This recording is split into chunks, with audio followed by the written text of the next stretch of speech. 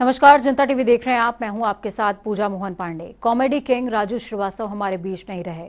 उन्होंने दिल्ली एम्स में अंतिम सांस ली है। जिंदगी और मौत से करीबन 42 दिन तक राजू लंबी लड़ाई लड़ते रहे और आज कॉमेडियन ने इस दुनिया को अलविदा कह दिया है।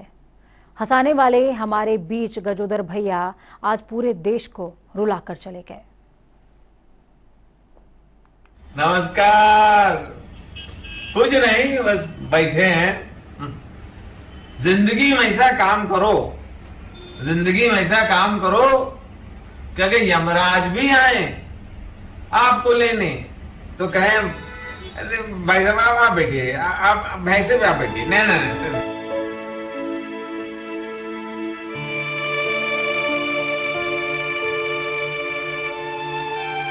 ऐसे थे हमारे गजोधर भैया। मशहूर हास्य कलाकार और एक जिंदा दिल इंसान राजू श्रीवास्तव हमारे बीच नहीं रहे। हमारे प्यारे गजोधर भैया थे ही ऐसे, जहां जाते, जिस मंच पर खड़े होते, दुनिया से मानो दुख दर्द सब गायब हो जाता। लोग उनकी हर एक बात पर ठहाका मारकर हंसते थे, लेकिन किसको पता था कि पूरी दुनिया को हंसाने वाले राजू आज सबको रुला के चले जाएंगे। लेकिन राजू श्रीवास्तव अपने पीछे हास्य का एक लंबा इतिहास छोड़कर गए हैं। 25 दिसंबर 1963 में कानपुर में जन्म हुआ। कॉमेडियन के तौर पर मशहूर हुए। बचपन से ही हास्य कलाकारी में थे निपुण। कॉमेडी को देश में ही नहीं बल्कि दुनिया में नई पहचान दिलाई। मुंबई में मिमिक्री से मिली पहचान। कई फिल्मों में किए छोटे रोल्स। बिग बॉस में भी शामिल हुए थे राजू। यूपी फिल्म विकास के अध्यक्ष रहे। हालांकि राजू श्रीवास्तव ने ज्यादातर नाम स्टैंड अप कॉमेडियन के तौर पर कमाया, लेकिन उन्होंने कई फिल्मों में भी काम किया है, जैसे कि तेजाब, जो कि 1988 में रिलीज हुई। मैंने प्यार किया 1989 में। आमदनी अठन्नी खर्चा रुपया 2001 में रिलीज हुई थी। वाह तेरा क्या कहना 2002 में रिलीज हुई।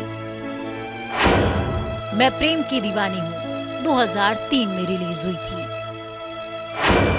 बॉम्बे टू गोवा जो यादगार फिल्मों में से एक है और ये 2007 में रिलीज हुई। हैदराबाद नवाब्स 2006 में रिलीज हुई। मेरी पड़ोसन 2009 में पर्दे पर आई। भावनाओं को समझो 2010 में रिलीज हुई। मनी बैक गारंटी 2014 में रिलीज हुई। इसके अलावा राजू श्रीवास्तव राजनीति में भी काफी ज्यादा सक्रिय थे। साल 2012 की अगर बात करें तो समाजवादी पार्टी से राजनीतिक सफर का आगाज हुआ। सपा ने साल 2014 में कानपुर से लोकसभा सीट के लिए टिकट भी दिया, लेकिन बाद में राजू श्रीवास्तव ने चुनाव लड़ने से इनकार कर दिया। लोकसभा चुनाव से आने पहले राजू श्रीवास्तव ने बीजेपी का दामन थामा। स्वच्छता अभियान के ब्रांड एम्बेसडर भी बनाए गए राजू श्रीवास्तव। राजू हमें छोड़कर जरूर चले गए हों, लेकिन हमें हंसाने के लिए किए गए काम के जरिए वो हमेशा हमारे बीच रहेंगे। इस दुनिया को अलविदा करने के बाद भी वो हमें हंसाते रहेंगे। स्पेशल डेस्क, जनता टीवी।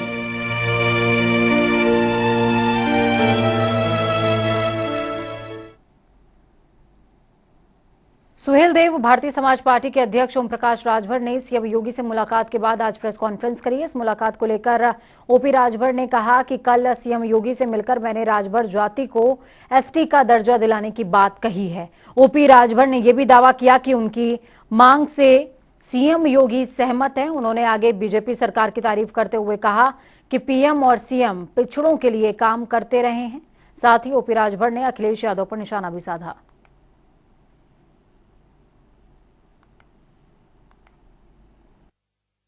बसपा ने प्रस्ताव 17 जातियों को एसटी में शामिल करने का भेज दिया, लेकिन बहुजन समाज पार्टी के सहयोग से कांग्रेस की सरकार थी। पिछली बार भारतीय जनता पार्टी माननीय मुख्यमंत्री योगी आदित्यनाथ जी ने भी प्रस्ताव बनाया, भेजा, लेकिन ये सारे प्रस्ताव खारिज हो गए, हाई कोर्ट ने खारिज कर दिया। तो फिर हम लोग कोर्ट का सहारा लिए, हमारे साथियों ने। जब कोर्ट से आदेश हुआ तो फिर इस मामले को लेकर 2 बार मैं माननीय मुख्यमंत्री जी से मिला था। तो वहीं लखीमपुर के निघासन में 2 सगी बहनों से रेप के बाद हत्या के मामले में पुलिस ने घटनास्थल पर 4 आरोपियों को ले जाकर सीन रिक्रिएट किया है। रिमांड पर लिए गए आरोपी जुनैद, छोटू, आरिफ, हफीजुर रहमान के सामने पुतला बनाकर घटना दिखाई गई और उनसे पूछताछ भी हुई। वहां पर करीबन 46 मिनट तक ट्रायल हुआ है। इस दौरान किसी को भी नहीं जाने दिया गया। ट्रायल करने के बाद आरोपियों को लेकर पुलिस थाने आई। सीन रिक्रिएशन के दौरान आरोपी छोटू की मां और पत्नी समेत गांव के लोग भी खड़े थे। फिलहाल सीन रिक्रिएशन के बाद पुलिस आरोपियों से पूछताछ कर रही है।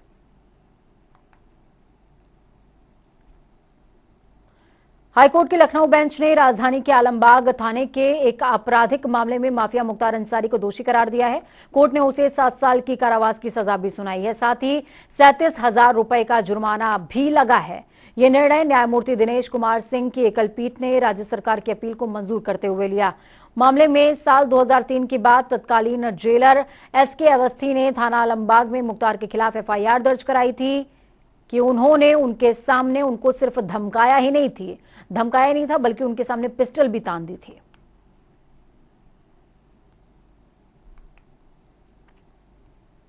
वहीं यूपी में मदरसों के सर्वे को लेकर विवाद थम नहीं रहा है और इस बीच यूपी सरकार ने एक और बड़ा फैसला ले लिया। योगी सरकार ने अब वक्फ बोर्ड की संपत्तियों की जांच के भी आदेश दिए हैं। सर्वे के आदेश के ठीक बाद अब विपक्षी पार्टियां सरकार को घेर रही हैं। तो वहीं सर्वे को लेकर AIMIM नेता असीम वकार ने कहा कि पहले वक्फ बोर्ड के चेयरमैन को तो आपने करप्शन के आरोप में जेल नहीं भेजा, मुसलमानों की जांच के नाम पर परेशान किया जा रहा है, कभी मदरसों की जांच तो कभी मुस्लिमों की जांच। उन्होंने कहा बड़ी धर्मशाला और मंदिरों के ट्रस्ट हैं, उनकी भी जांच होनी चाहिए। उत्तर प्रदेश के मुख्यमंत्री जी एक नया फरमान लेकर आ गए कि अब उत्तर प्रदेश में वक्फ प्रॉपर्टीज की भी सर्वे होगा, उसकी जांच होगी। ये धोखा देने वाला बयान है। मैं इसलिए कह रहा हूं कि अगर सच्चाई में जांच कर ली जाए तो शिया और सुन्नी वक्फ बोर्ड, दोनों वक्फ बोर्डों में इतने बड़े बड़े घोटाले हुए हैं पिछले 15 साल में कि जितने इतिहास में कभी नहीं हुए होंगे। शिया वक्फ बोर्ड में जो पुराना चेयरमैन था उसने तो घोटालों का रिकॉर्ड तोड़ दिया। उसके खिलाफ CBI जांच हुई, FIRs हुई, कहाँ है रिपोर्ट, कहाँ जेल गया? घोटालों में तो जेल नहीं गया वो। मैं समझता हूं कि अगर ये बयान सिर्फ बयान तक है तो इसको तरजीह नहीं देना है। आम आदमी पार्टी के सांसद संजय सिंह आजमगढ़ दौरे पर पहुंचे और इस दौरान उन्होंने प्रदेश सरकार और केंद्र सरकार पर जमकर निशाना साधा। उन्होंने आरोप लगाते हुए कहा कि योगी सरकार ट्रांसफर उद्योग का धंधा चला रही है। प्रदेश में सरकार का क्राइम पर कंट्रोल नहीं, पूरे प्रदेश में अपराध तेजी से बढ़ रहा है। संजय सिंह ने कई मुद्दों पर सरकार को घेरने का काम किया।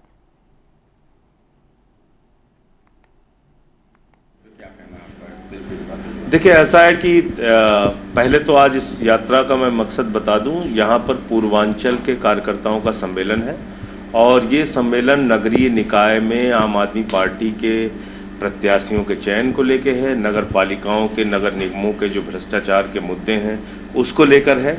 आने वाले दिनों में हम लोग एक बड़ा संघर्ष इन स्थानीय मुद्दों पे करेंगे और 11 अक्टूबर से 21 अक्टूबर तक महंगाई और बेरोजगारी के खिलाफ सरयू से संगम तक, यानी कि अयोध्या से प्रयागराज तक की एक पदयात्रा हम लोग कर रहे हैं, जिसमें हजारों की संख्या में लोग इकट्ठा होंगे। हमारे प्रांत के अध्यक्ष राजेश यादव जी और चुनाव समिति के अध्यक्ष सभाजीत सिंह जी के नेतृत्व में ये पूरा अभियान हम लोग चला रहे हैं। आम आदमी पार्टी योगी सरकार के खिलाफ कई मुद्दों पर लगातार मुखर नजर आ रही है और इसी कड़ी में 23 सितंबर को आम आदमी पार्टी धरना प्रदर्शन भी करने वाली है, जिसका नेतृत्व व्यापार प्रकोष्ठ की अध्यक्षा छवि यादव करेंगी। छवि यादव ने जनता टीवी से बातचीत के दौरान कहा कि यूपी में व्यापारियों के साथ दोयम दर्जे का व्यवहार हो रहा है, जो कि गलत है। उन्होंने कहा कि हमने व्यापारियों से जुड़े कई मुद्दे को लेकर धरना प्रदर्शन करने का फैसला किया है। हम 23 तारीख को व्यापारियों के मुद्दे को लेकर लखनऊ के 1090 चौराहे पर प्रदर्शन करेंगे।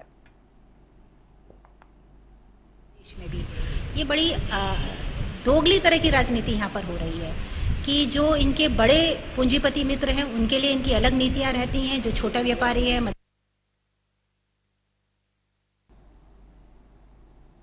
रेलवे के टेंडर्स को लेकर सालों से चली आ रही माफियागिरी अब पूरी तरीके से खत्म हो सकेगी, जिससे स्टार्टअप कंपनियों और सामान्य लोग भी टेंडर ले सकते हैं। रेलवे मंत्रालय ने इसके लिए देश भर में ई प्रोक्योरमेंट सिस्टम लागू कर दिया है, जिससे अब पार्सल पार्किंग विज्ञापन, पे and use toilet, ATM, air conditioned waiting room, गाड़ियों के अंदर और बाहर विनाइल रैपिंग, रेलवे प्लेटफॉर्म्स पर रेल डिस्प्ले नेटवर्क विज्ञापन टेंडर इलेक्ट्रॉनिक सिस्टम से मिलने लगा है। तो वहीं रेलवे बोर्ड ने IREPS पोर्टल के जरिए ऐसा प्लेटफॉर्म बना दिया जिस पर कम आमदनी वाला कोई भी व्यक्ति टेंडर डाल सकेगा। आपको बता दें कि रेल मंत्रालय के ई प्रोक्योरमेंट सिस्टम का लक्ष्य कमर्शियल इनकम और गैर किराया राजस्व की नीलामी प्रक्रिया को पारदर्शी बनाना है।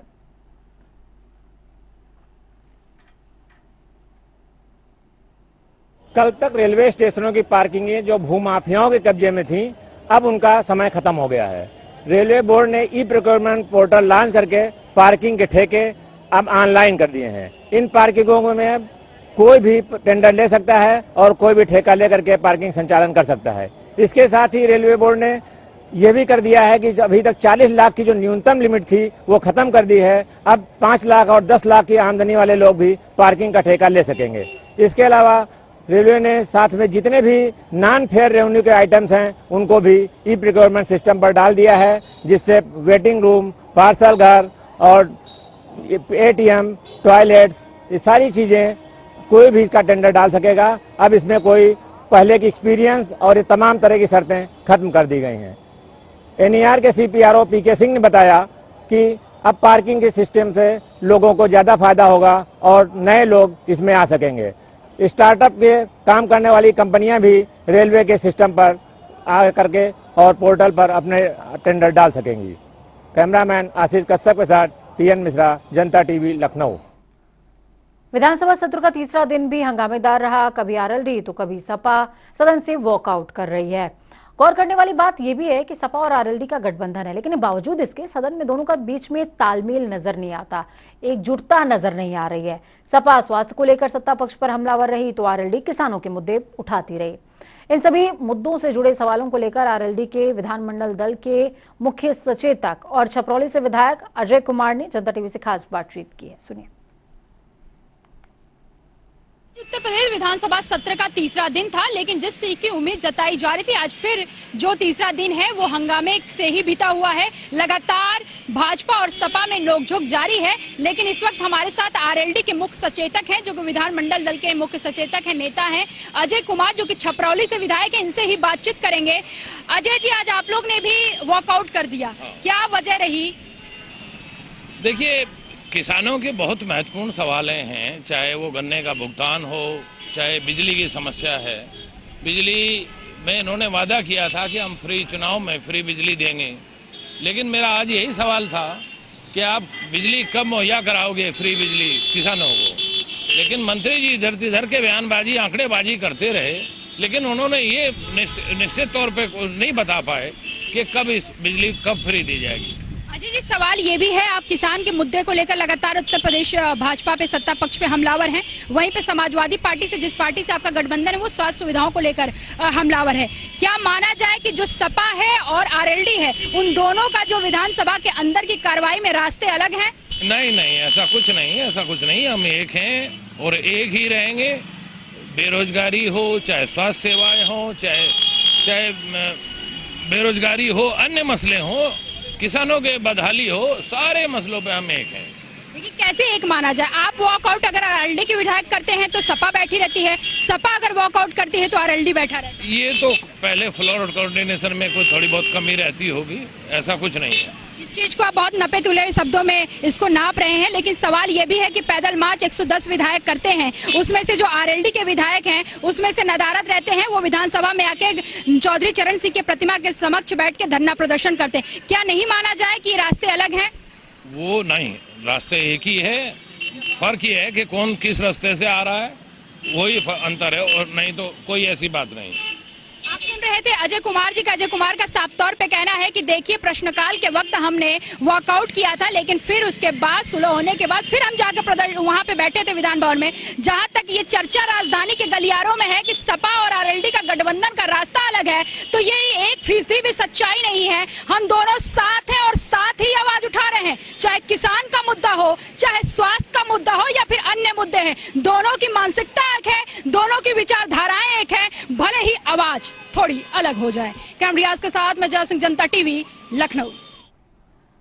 तो चलिए खबरों में आगे बढ़ेंगे, बात उत्तराखंड की करेंगे। एशिया की दूसरी सबसे बड़ी बाढ़ परियोजना के लिए दिल्ली में बैठक का आयोजन हुआ। केंद्रीय जल शक्ति मंत्री गजेंद्र सिंह शेखावत की अध्यक्षता में आयोजित बैठक के दौरान सीएम धामी ने कहा कि ये राष्ट्रीय परियोजना उत्तराखंड के विकास के लिए मील का पत्थर साबित होगी, क्योंकि परियोजना विकास की अवधि में स्थानीय निवासियों और ग्रामीणों को आय वृद्धि के अलग अलग संसाधन, यथास्थायी और अस्थायी रोजगार प्रत्यक्ष और अप्रत्यक्ष तौर पर मिलने वाले हैं। गौरतलब यह भी है कि किसाऊ बहुउद्देशीय बांध परियोजना के क्रियान्वयन का काम उत्तराखंड और हिमाचल प्रदेश सरकार के संयुक्त उपक्रम किसाऊ कॉरपोरेशन लिमिटेड की ओर से किया जा रहा है। इस परियोजना को फरवरी 2008 में राष्ट्रीय परियोजना घोषित किया गया है। किसाऊ बांध परियोजना एशिया की दूसरी सबसे बड़ी बांध परियोजना होगी, जिसे इसकी ऊंचाई 236 मीटर और लंबाई 680 मीटर होगी।